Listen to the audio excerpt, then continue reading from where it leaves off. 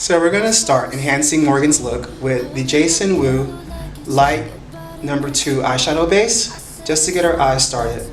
And once I have it on with a brush, I'll take just a sponge. You can use a beauty blender or a wedge like this, and just kind of tap it out. You want it into the skin as much as possible. You don't want it sitting on top of the skin. So Dose of Colors Cutting Edge palette. This palette is really beautiful and the pigmentation is amazing.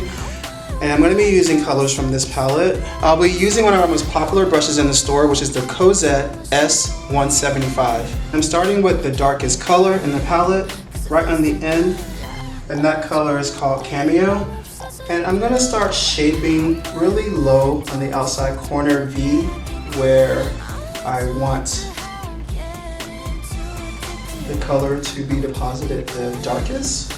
So now that I have the color on, I'm going to take a Bdellium 785 Golden Triangle brush. This one's nice and airy and fluffy. I'm not putting any color on this. I'm only using this to diffuse the color that's already on Morgan's eyes. So next I'm going back into the palette and I'm going to grab the color on the very end, and that color is called Edgy.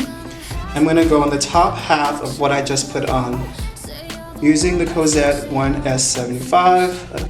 This is when I'll start to really blow the eyeshadow out to the side, as you can see. And taking my Bdellium 785 to also diffuse and soften the color I just put on.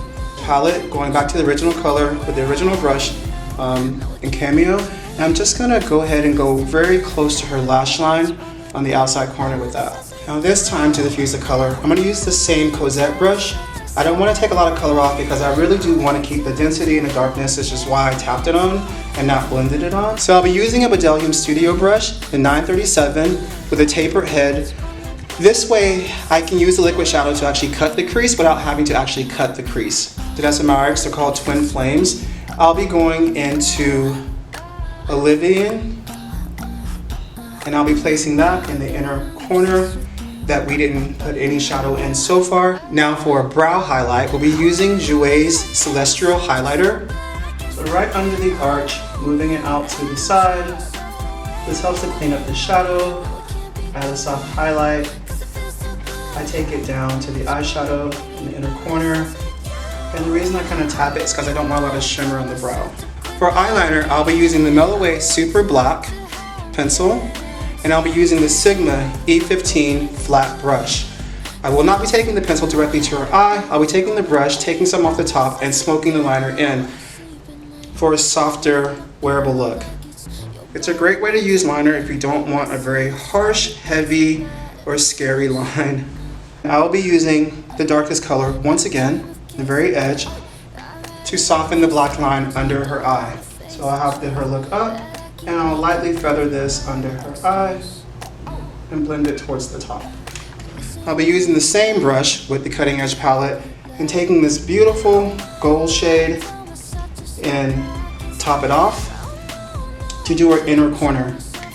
First, you want to make sure the lashes are as black as the false lashes you're putting on, and for that I'll be using the Melt Cosmetics Supernatural Mascara. For a true evening look, lashes are the way to go. We'll be adding these Ardell Wispies to Morgan's lash line. So now that Morgan has these beautiful lashes on for her special occasion look, we're going to pump her cheeks up with a little bit of the RMS French Rose blusher. This blush is great because it literally has a built-in highlighter, so I don't need to add much more than just this blush to pump up her look. Now that her cheeks are on, we'll be using Makeup Forever Walnut Artist Pencil for lip liner, and we'll be using Skinny Dip by Jouer for her lip gloss. Alright, now that Morgan look is on, we're going to set it with the Melanie Mills Super Light Long Lasting Setting Spray. This will make sure your look lasts all night until the next day.